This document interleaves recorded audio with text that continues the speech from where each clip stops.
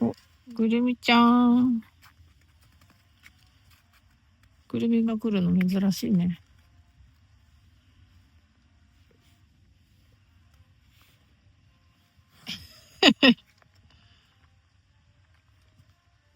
でででででで。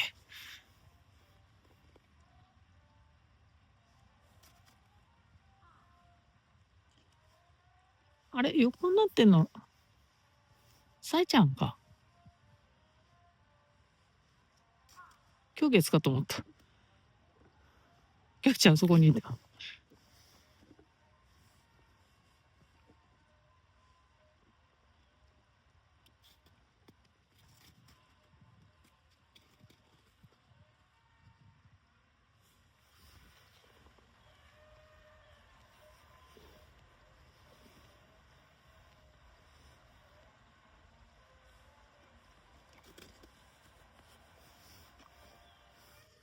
何心配してあげてたの、ミカちゃん。ミカちゃん。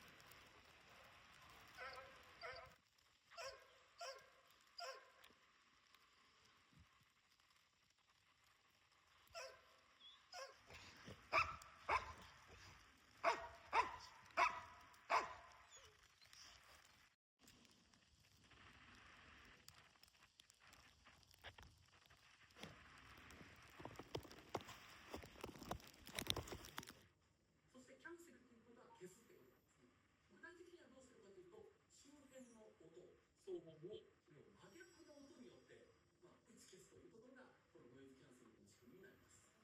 真逆の音って